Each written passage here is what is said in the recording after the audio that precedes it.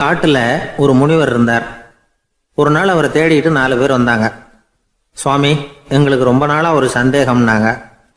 என்னன்னு கேட்டார். இந்த உலகத்தில் எவ்வளவோ காரியங்கள் நடக்குது, எது நியாயம் எது அநியாயம் அப்படின்னு புரிஞ்சிக்க முடியலன்னாங்க. அது யாராலையும் புரிஞ்சிக்க முடியாதுன்னார் முனிவர். வந்தவங்களுக்கு ஆச்சரியமாக போச்சு, ஒரு மாதிரியாக பார்த்தாங்க. இதை முனிவர் கவனிச்சார். சரி, புறப்படுங்க என்னோடன்னார். எங்கன்னு கேட்டாங்க. இப்போ உங்கள் 4 பேரையும் ஒரு புஷ்பக விமானத்தில் அழைச்சிட்டு போகிறேன். இந்த உலகத்தில் சர்வசாதாரணமாக நடக்கக்கூடிய ஒரு காட்சியை உங்களுக்கு காட்ட போகிறேன். நீங்கள் பார்க்க போகிற அந்த காட்சி நியாயமா அநியாயமா அப்படிங்கிறத என்கிட்ட சொல்லணும். நீங்கள் சரியான பதில் சொன்னால் புஷ்பக விமானத்தில் தொடர்ந்து பிரயாணம் பண்ணலாம். தவறான பதில் சொன்னால் இந்த புஷ்பக விமானம் உங்களை கீழே தள்ளி விட்டுரும் அப்படின்னார். 4 பேருக்கும் பயந்தான். இருந்தாலும் முனிவர் கூப்பிடுறாரு அப்படின்னு சொல்லி புறப்பட்டாங்க. அவங்க எல்லாரும் புறப்பட்டு ஒரு காட்டு வழியாக போய்கிட்டு இருக்கிறாங்க புஷ்பக விமானத்தில். அங்கே நடக்கிற ஒரு காட்சியை காட்டுறார் முனிவர். அதோ அங்கே பாருங்கன்னார். அந்த விமானத்தில் இருந்தபடியே எல்லாரும் கீழே குனிஞ்சு பார்க்குறாங்க. அங்கே ஒரு தாய் புலி அப்போ தான் குட்டி போட்டிருக்கு. குட்டிகளை ஈன்ற உடனே பசிக்கு இறை தேடி அந்த பக்கமாக வருது. அதே நேரம் ஒரு தாய் மான், அதுவும் அப்போ தான் குட்டி போட்டிருக்கு. அதுவும் இதே மாதிரி குட்டிகளை ஈன்ற உடனே பசிக்கு இறை தேடி அந்த பக்கமாக வருது. இப்போ அந்த புலி அந்த மானை அடித்து போட்டுவிடுது. அதுவும் சாப்பிடுது, குட்டிகளுக்கும் கொடுக்குது. இப்போ அந்த புலிக்குட்டிகள் முகத்தில் மகிழ்ச்சி, தாயை இழந்த அந்த மான் குட்டிகள் முகத்தில் துக்கம். இப்போ அந்த முனிவர் 4 பேர்கிட்டையும் கேட்குறார், நீங்கள் இங்கே பார்த்தீங்களே, இதில் எது நியாயம் எது அநியாயம்? ஒவ்வொருத்தராக சொல்லுங்கள். உங்கள் பதில் சரியில்லைன்னா இந்த விமானம் உங்களை கீழே தள்ளி விட்டுரும். சொல்லுங்கள் பார்க்கலாம்னார். முதல்ல ஒருத்தன் சொன்னான், அந்த புலி செஞ்சது சரிதாங்க. அது பசிக்கு அதுதான் ஆகாரம். தன்னுடைய பசிக்கு தானே இறை தேடிக்கிட்டுது. அதில் என்ன தப்பு? அவ்வளவுதான். அதனால் புலி செஞ்சது நியாயம்தான் அப்படின்னா. அவ்வளவுதான், அந்த விமானம் அவனை அப்படியே கீழே தள்ளி விட்டுட்டுது.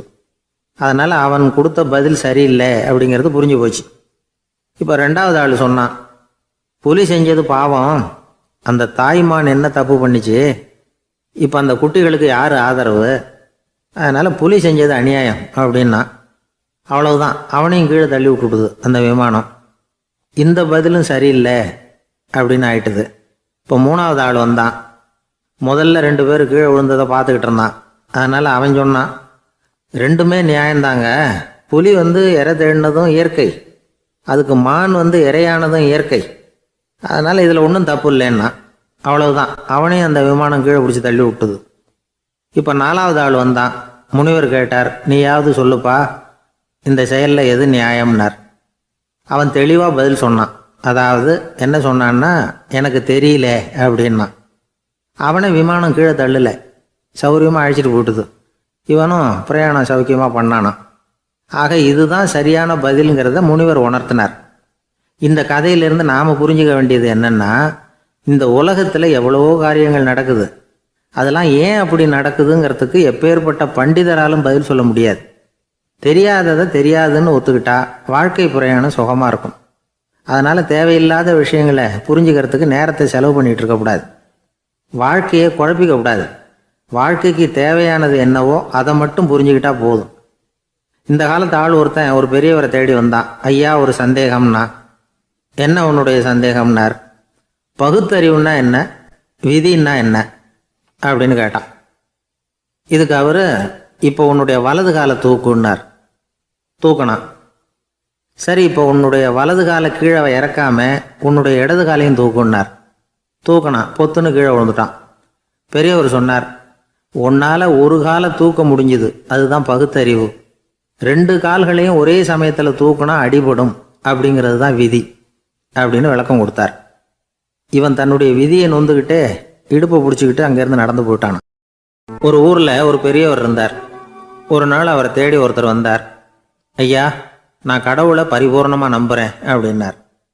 சரி, அந்த நம்பிக்கை உனக்கு எப்படி வந்ததுன்னு கேட்டார் இவர். அவர் சொல்ல ஆரம்பித்தார். ஐயா, எனக்கு கல்யாணம் ஆகி 10 வருஷம் ஆச்சு. ஆனாலும் குழந்தை பாக்கியம் இல்லை. அதுக்கு என்ன காரணமாக இருக்கும்னு நான் யோசனை பண்ணிகிட்டு இருந்தப்போ நண்பர் ஒருத்தர் ஒரு ஆலோசனை சொன்னார். உனக்கு மதப்பற்று இல்லை, எந்த கடவுளையுமே நம்ப மாட்டேங்கிற, அதுதான் காரணம். கடவுளை நம்பு, உனக்கு குழந்தை பாக்கியம் கிடைக்கும் அப்படின்னார். அவர் அப்படி சொன்னாரே தவிர எனக்கு சந்தேகம்தான். இருந்தாலும் அவர் சொன்னபடியும் நடந்து தான் பார்ப்போமே அப்படின்னு முடிவு பண்ணேன். கடவுளை நம்ப ஆரம்பித்தேன். அந்த வருஷமே அழகான ஆண் குழந்தை பிறந்தது. எல்லாம் இறைவன் அருள் அப்படின்னார். இவர் இப்படி சொன்னதை கேட்டதும் அந்த பெரியவர் சொன்னார், நீ சொல்கிறதெல்லாம் சரிதான். இருந்தாலும் இந்த காலத்தில் எந்த ஒரு காரியமாக இருந்தாலும் அதை சோதனை செஞ்சு பார்த்துட்டு தான் ஒரு முடிவுக்கு வந்து சேர முடியும். அறிவுபூர்வமான முடிவு அதுவாக தான் இருக்கும். அறிவியல் சோதனைகள் அப்படித்தான். ஒரு குறிப்பிட்ட விஷயத்தை பற்றி எத்தனை தடவை சோதனை பண்ணாலும் ஒரே முடிவு தான் கிடைக்கணும். அதுதான் சரியாக இருக்கும். அதனால் இப்போ மறுபடியும் ஒரு சோதனைன்னார். என்ன செய்யணும் அப்படின்னு கேட்டார் இவர். கடவுள்கிட்ட ஒரு பெண் குழந்தை வேணும்னு கேளு. முதல்ல ஆண் குழந்தையை கொடுத்தது மாதிரியே இப்போ ஒரு பெண் குழந்தையையும் கொடுக்குறாரா பார்க்கலாம் அப்படின்னார். சரின்னு சொல்லி இவர் அதே மாதிரி முயற்சி பண்ணினார். அதுக்கப்புறம் அவர் இந்த பெரியவர்கிட்ட வரவே இல்லை. கொஞ்ச காலம் கழித்து இவரே அவரை தேடிக்கிட்டு போய் கதவை தட்டினார். அவர் கதவை திறந்தார். என்ன ஆச்சு, கடவுள் கண் திறந்தாரா அப்படின்னு கேட்டார். அவர், அந்த சமாச்சாரம்லாம் நமக்கு வேணாம் சார். முதல் தடவை அது ஏதோ தற்செயலாக ஏற்பட்ட ஒரு சாதகம். இப்போ நீங்கள் 2வது தடவை சொன்ன பிறகு தினமும் கடவுளை வேண்டிக்கிட்டு தான் இருக்கிறேன், ஒன்றும் நடக்கலை அப்படின்னார் ரொம்ப விரக்தியாக. ஒரே ஒரு தோல்வியில் உங்கள் நம்பிக்கையெல்லாம் பறந்து போயிடுது பார்த்தீங்களா அப்படின்னார் அந்த பெரியவர். எல்லாம் நல்ல விதமாக நடக்கிற வரைக்கும் நம்பிக்கை, எதிர்பார்த்தது தோல்வியில் முடிஞ்சுட்டுதுன்னா அவநம்பிக்கை. மற்றவர்கள் பேரில் வைக்கிற நம்பிக்கை எந்த நேரத்திலையும் விவகாரமாகி விடக்கூடிய சாத்தியம் உண்டு. நாம் நம்பிக்கை வைக்க வேண்டியது நம்மகிட்ட தான். நமக்குள்ளே இருக்கிறார் கடவுள். எனவே நம்ம பேரில் நாம் வைக்கிற நம்பிக்கை தான் உண்மையான கடவுள் பக்தி. நிபந்தனையற்ற நம்பிக்கையாக அது இருக்கணும். எல்லாம் நல்லபடியாக நடந்துக்கிட்டு இருந்தால் எந்த முட்டாளுக்கும் நம்பிக்கை வரத்தான் செய்யும் அப்படிங்கிறது ஒரு பெரியவர் கருத்து. தியானத்தின் மூலமாக தான் உனக்குள்ள ஆழமாக தோண்டுனா உன்னுடைய அடி ஆழத்தில் நம்பிக்கை வந்து அப்படி ஊற்றெடுக்கும், அதை பார்க்க முடியும் அப்படிங்கிறது பெரியவர்கள் சிந்தனை. ஒரு குழந்தை அப்பாவை பார்த்து என்னப்பா பண்ணுறேன்னு கேட்டுதான். பிரார்த்தனை பண்ணிகிட்டு இருக்கிறேன்னாரான் அப்பா. பிரார்த்தனை பண்ணுனா என்ன கிடைக்கும் அப்படின்னு கேட்டுதான் குழந்தை. எல்லாம் கிடைக்கும் அப்படின்னாரான் அப்பா. நீ வச்சிருக்கிறிய பேனா அது கூட கிடைக்குமான்னு கேட்டுதான் குழந்தை. ஓ, கிடைக்குமேன்னு இருக்கார். அப்படின்னா அந்த பேனாவை என்கிட்ட கொடுத்துரு, நீ பிரார்த்தனை பண்ணி வேற பேனா வாங்கிக்கோ அப்படின்னு தான் அந்த குழந்தை. ஒரு ஊரில் ஒரு குரு இருந்தார், ஜென் குரு. அவரை தேடிட்டு ஒரு மன்னர் வந்தார். வந்தவர் ஜப்பான் மன்னர். தோட்டக்கலையை பற்றி தெரிஞ்சுட்டு போகிறதுக்காக அவர் வந்தார். எப்படி தோட்டம் அமைக்கிறது அப்படிங்கிறத பற்றி அந்த குரு விவரமாக சொல்லி கொடுத்தாரு. 1 நாள் 2 நாள் இல்லை, 3 வருஷம் கற்றுக் கொடுத்தார்.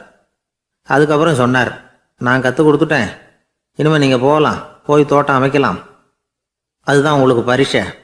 தோட்டம் அமைச்ச பிறகு சொல்லி அனுப்புங்க, நான் வந்து பார்க்குறேன். நீங்கள் இங்கே என்னவெல்லாம் கற்றுக்கிட்டீங்களோ அதையெல்லாம் அங்கே செயல்முறையில் செஞ்சு காட்டுங்க அப்படின்னு சொல்லி அனுப்பி வச்சார். மன்னர் போனார். அரண்மனைக்கு பக்கத்திலே ஒரு பெரிய தோட்டத்தை உண்டு பண்ணினார். அழகான மரங்களையும் செடிகளையும் உருவாக்கினார். கிட்டத்தட்ட 1000 தோட்டக்காரர்களை பயன்படுத்தி 3 வருஷங்கள் முயற்சி பண்ணி அந்த அழகான தோட்டத்தை உருவாக்கினார். குருகிட்ட இருந்து செய்தி வந்தது, நாளைக்கு வந்து தோட்டத்தை பார்க்குறேன் அப்படின்னு. மன்னர் உடனே சுறுசுறுப்பாயிட்டார். முதல் நாளே தோட்டத்தை சுத்தப்படுத்தினார். ராத்திரி பூரா யாரும் தூங்கலை. எல்லாருக்கும் தோட்டத்தை ஒழுங்குபடுத்துகிற வேலை. அது அந்தந்த இடத்துல ஒழுங்காக இருக்குதா அப்படின்னு சரி பார்த்தாங்க. ஒரு தவறும் இல்லாத வகையில் அதை ஒழுங்குபடுத்தினாங்க. மறுநாள் குரு வந்தார், தோட்டத்தை பார்த்தார். அவருக்கு கோபம் வந்துட்டுது. மன்னருக்கு ஆச்சரியம், எப்பவும் சிரிச்சுக்கிட்டே இருக்கிறவர் இப்போ இப்படி இருக்கிறாரே அப்படின்னு. மெதுவாக குருக்கிட்ட போய் எல்லாம் சரியாக தானே இருக்குது அப்படின்னார். எல்லாம் சரிதான், ஆனாலும் எங்கே அந்த பொன்னிற காற்று அப்படின்னார். உதிர்ந்த இலைகள், பொன் மஞ்சள் நிற இலைகள் காற்றில் அப்படி புரண்டு ஓடுவதை நான் பார்க்க முடியவில்லையே அப்படின்னாராம். அது இல்லாமல் இந்த தோட்டம் உயிரோட்டம் உள்ளதாக இருக்காது, இதில் பாடல் இல்லை, ஆடல் இல்லை, அதெல்லாம் இல்லாமல் இந்த தோட்டம் ரொம்பவும் செயற்கையாக தெரியுதேன்னாராம். மன்னர் இப்போ தான் யோசனை பண்ணார். கீழே கிடந்த காஞ்சி போன இலைகள் மட்டும் இல்லை, மரத்தில் இருந்த காஞ்சி போன இலைகளையும் அப்புறப்படுத்தி சுத்தமாக வச்சிருக்கிறார். இறப்பும் வாழ்க்கையினுடைய ஒரு பகுதி தான். மரணம்ங்கிறது வாழ்க்கைக்கு எதிரானது அல்ல, அதை நிரப்பும் ஒரு பகுதி தான் அது. மரணம் இல்லையில் வாழ்க்கையே இல்லை அப்படிங்கிறது பெரியவங்க கருத்து. இப்போ அந்த தோட்டம் அழகாக தான் இருக்குது, இருந்தாலும் அது ஒரு ஓவியம் மாதிரி உயிர் இல்லாமல் இருக்கு. குரு ஒரு வாளியை கையில் எடுத்துக்கிட்டார். தோட்டத்தை விட்டு வெளியில் போனார். ஏற்கனவே வீசி எறிந்த அந்த சருகுகளை எல்லாம் அள்ளி கொண்டுகிட்டு வந்தார்.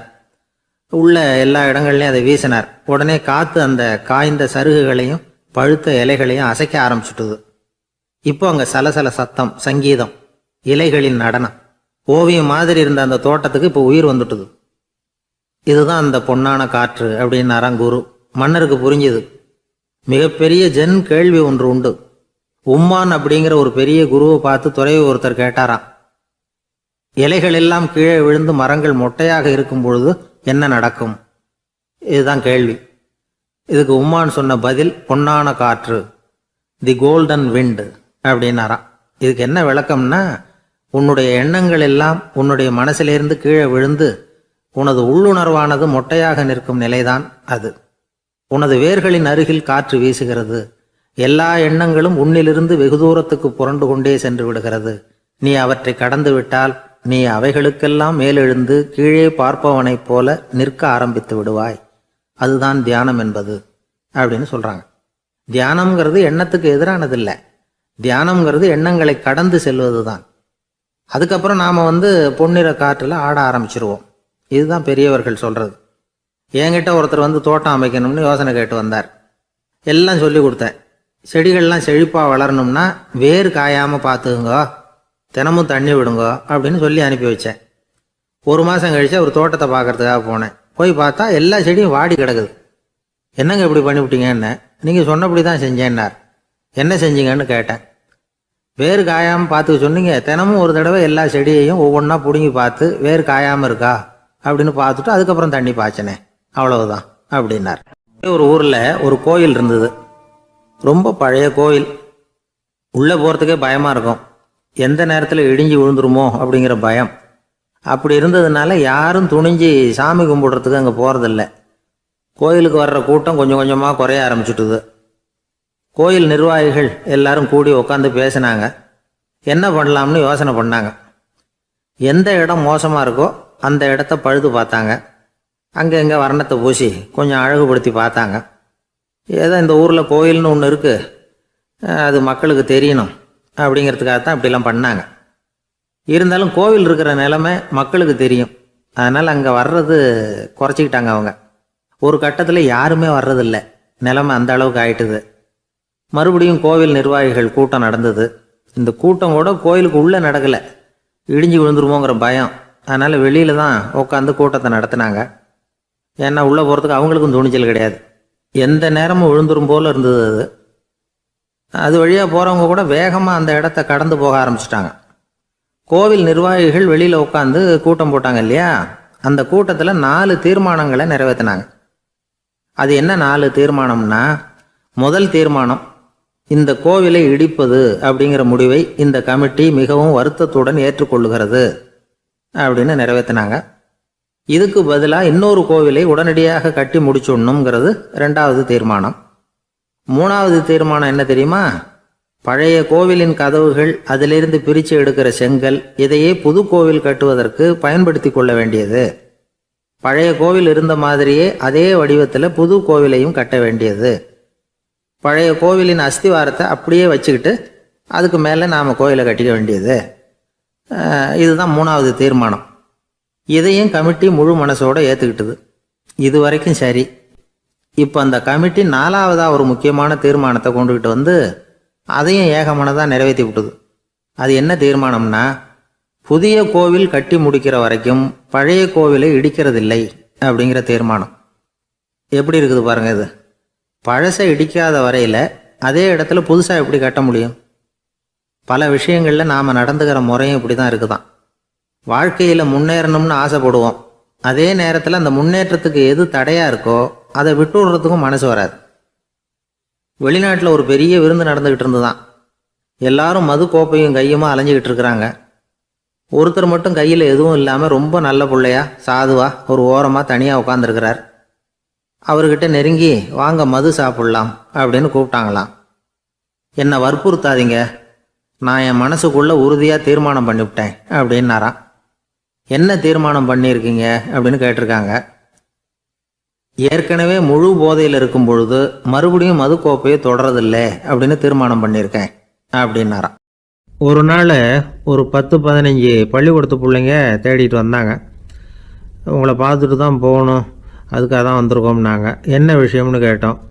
நாங்கள்லாம் கூடி ஒரு முடிவு பண்ணியிருக்கிறோம், அதை உங்ககிட்ட சொல்லணும் அப்படின்னாங்க. அதுவும் ஒரு வாண்டு பையன் அதை சொன்னான். என்ன முடிவு அது அப்படின்னு கேட்டோம் ரொம்ப ஆர்வமாக. அதை இப்போ சொல்ல மாட்டோம், எங்களுக்கு பிடிக்கிற மாதிரி ஏதாவது ஒரு தகவல் சொன்னால் அதுக்கப்புறம் நாங்கள் அதை சொல்கிறோம் அப்படின்னா அந்த வாண்டு பையன். சரி, சின்ன பையன்கிட்ட இன்றைக்கி வசமாக மாட்டிக்கிட்டோம் அப்படின்னு நினச்சிக்கிட்டு அவங்களுக்கு தகுந்த மாதிரி ஒரு கதை சொல்ல ஆரம்பித்தோம். அது என்ன கதைன்னா, ஒரு பெரிய காடு, அதில் பலவிதமான மிருகங்கள். அந்த காட்டுக்கு ஒரு சிங்கம்தான் ராஜா. எப்பவும் காட்டுக்கு அது தானே ராஜா. ஒரு பெரிய யானைக்கு இது பொறுக்கலை. என்ன இது, எப்போ பார்த்தாலும் இங்கே சிங்கத்துக்கே ராஜா பதவி கிடைக்கிது, நான்லாம் எவ்வளவு பலசாலியாக இருக்கிறேன், அப்படி இருந்தும் எனக்கு அந்த பதவி கிடைக்கலையே அப்படின்னு தனக்குள்ளே பொறுமிக்கிட்டே இருந்தது. ராஜா பதவியை நினச்சி ரொம்ப ஏக்கம், அதுக்கு பதவி மோகம். இந்த சமயம் பார்த்து ஒரு குள்ள நரி கூட்டம் அதை தேடிட்டு வந்தது. ஐயா பெரியவங்களே, நீங்கள் இந்த காட்டுக்கு ராஜாவாக இருக்க ஆசைப்படுறீங்க, அதில் ஒன்றும் தப்பு இல்லை. ஆனால் அதுக்கு முன்னாடி நீங்கள் எங்கள் கூட்டத்துக்கு கொஞ்ச நாள் தலைவராக இருங்க, அதாவது ராஜாவாக இருங்களேன், உங்களுக்கும் ஒரு ட்ரைனிங் கிடைச்சது மாதிரி இருக்கும் அப்படின்னு சொல்லியிருக்குது இந்த கூட்டம், குள்ள நரி கூட்டம். இதை கேட்ட உடனே யானைக்கு ரொம்ப சந்தோஷம் தாங்கலை. அதுதான் எப்போன்னு பதவிக்காக காத்துக்கிட்டு இருக்குதே. இருந்தாலும் கொஞ்சம் பிகுவோட, சரி நீங்கள்லாம் இவ்வளோ தூரம் என்னை தேடிட்டு வந்து கேட்குறதுனால மறுக்க முடியல அப்படின்னு ரொம்ப ஏதோ அவளுக்கு சிரமப்பட்டு ஒத்துக்கிறது மாதிரி ஒத்துக்கிட்டது. ஏதோ உங்கள் ஆசைக்கு கட்டுப்படுறேன், கொஞ்ச நாள் உங்கள் கூட்டத்துக்கு ராஜாவாக இருக்கிறதுக்கு சம்மதிக்கிறேன் அப்படின்னுது. உடனே அந்த யானை ராஜ நடை போட ஆரம்பிச்சிட்டுது. யானை சாதாரணமாக நடந்தாவே எப்படி இருக்குங்கிறது நமக்கு தெரியும். அதுவே ராஜ நடை நடந்தால் எப்படி இருக்கும் கற்பனை பண்ணி பாருங்கள். யானை முன்னாடி கம்பீரமாக போய்கிட்டு இருக்குது, தலைவர் இல்லையா, அதனால் குள்ள நரிகள்லாம் ரொம்ப அடக்கமாக அது பின்னாடி அணிவகுத்து போயிட்டுருக்குது. ராஜா வாழ்க, மன்னர் வாழ்க அப்படின்னு கோஷம் வேறு. யானைக்கு தலைகால் புரியல, அவ்வளவு சந்தோஷம். அந்த யானைக்கு செருக்கு, ஆணவம் எல்லாம் ஏற்பட்டு போச்சு. அதுக்கப்புறம் அது தரையை பார்க்குமா, நிமிர்ந்து நடக்க ஆரம்பிச்சுட்டுது. தரையை பார்க்குறதே இல்லை. அப்படி போயிட்டுருக்கிறப்போ ஒரு சதுப்பு நிலத்தில் திடீர்னு காலை வச்சுட்டுது. அவ்வளோதான், கால் உள்ளே போட்டுது. இன்னொரு காலை எடுத்து வச்சுது, அதுவும் உள்ளே போட்டுது. அந்த 2 காலையும் எடுக்கிறதுக்காக அடுத்த 2 காலையும் அழுத்திச்சு, அதுவும் உள்ளே போக ஆரம்பிச்சுட்டுது. இப்போ 4 காலம் வசமாக சேத்துல அழுந்தி போச்சு, எடுக்க முடியல. குள்ள நரிகள்லாம் அதை சுற்றி வந்தது. சிலது சுற்றி நின்று டான்ஸ் ஆட ஆரம்பிச்சுட்டுது யானையை பார்த்துட்டு. இதை யானை பார்த்தது. என்ன இது, தலைவர் நான் தவிச்சிக்கிட்டு இருக்கிறேன், தொண்டர்கள்லாம் சுற்றி நின்று வேடிக்கை பார்த்துக்கிட்டு இருக்கிறீங்க, டான்ஸ் ஆடுறீங்க அப்படின்னு கேட்டுதான். தொண்டர்களே, தலைவர் நான் தவிச்சிக்கிட்டு இருக்கிறது உங்களுக்கு தெரியலையா? இப்போ உடனே உங்கள் தலைவரை காப்பாற்ற வேண்டியது உங்கள் கடமை இல்லையா அப்படின்னு கத்துச்சான் அந்த யானை. குள்ள நரிகளில் ஒன்று முன்னாடி நின்று அந்த யானையை பார்த்து தான், தலைவரே எங்களுக்கு ரொம்ப நாளாக ஒரு ஆசை, அந்த ஆசையை நிறைவேற்றிக்கிறதுக்காக தான் உங்களை எங்கள் தலைவராக ஏற்றுக்கிறோம்னு சொன்னோம் அப்படின்னு தான். என்ன ஆசைன்னு கேட்டிருக்கு யானை.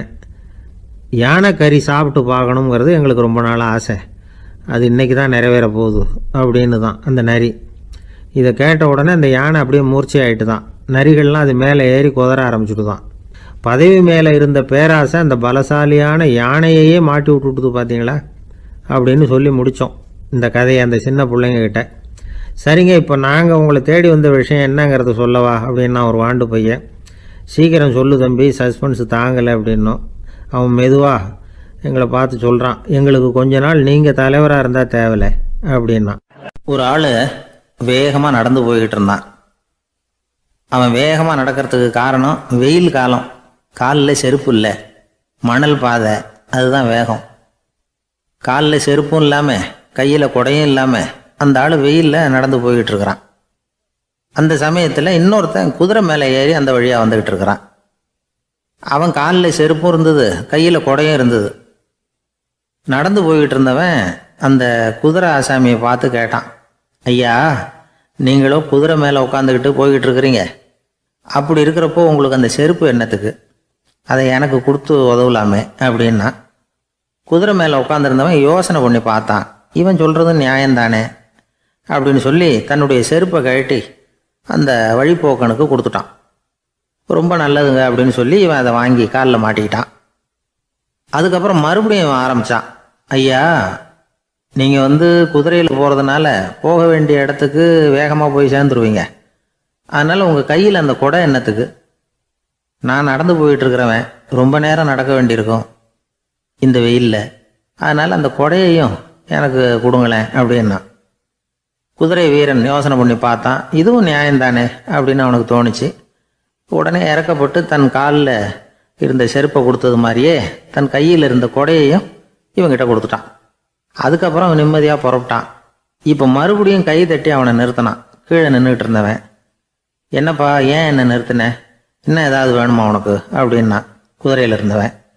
இவன் மெதுவாக வாயை திறந்து, அந்த குதிரையையும் என்கிட்ட கொடுத்துருங்களேன்னா. அந்த குதிரை வீரன் இப்போ ஒரு கணம் யோசனை பண்ணி பார்த்தான். உடனே என்ன பண்ணான் தெரியுமா? தன்கிட்ட இருந்த குதிரை சவுக்கை எடுத்தான்.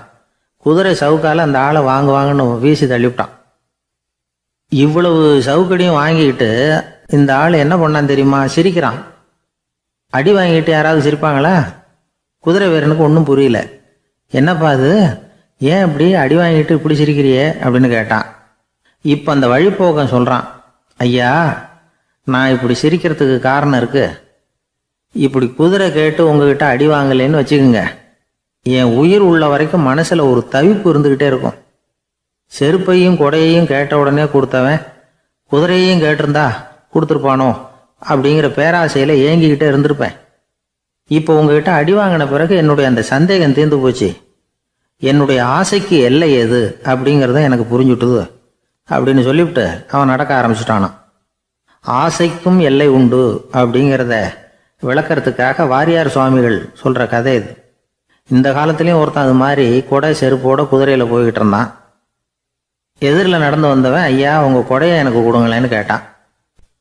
உடனே அவன் குதிரையிலேருந்து கீழே குதிச்சு அவனை சாட்டையால் அடிக்க ஆரம்பிச்சிட்டான். இன்னொருத்தர் அந்த வழியாக வந்தவர் இதை பார்த்தார். ஏன்பா அவன் கேட்டான், உன்னால் முடியலன்னா இல்லைன்னு சொல்லிட வேண்டியது தானே, அதுக்காக ஏன் இப்படி அவனை போட்டு அடிக்கிறேன்னு கேட்டார். உங்களுக்கு விவரம் புரியாது சார், காலம் ரொம்ப கெட்டு போச்சு. கேட்டதை கொடுத்தேன்னு வச்சுக்கோங்க, இந்த குதிரையே என்னோடது, அவன் திருடிக்கிட்டு போகிறான் அப்படின்னு என் பேரில் புகார் கொடுக்க ஆரம்பிச்சிருவான் சார் அப்படின்னா. அது எப்படி அவ்வளோ உறுதியாக சொல்கிறேன்னு கேட்டார் அவர். ஏற்கனவே அது மாதிரி ஒருத்தன் பேரில் புகார் கொடுத்துட்டு தான் இந்த குதிரையை நான் தள்ளிட்டு வந்துக்கிட்டு இருக்கிறேன் அப்படின்னார்.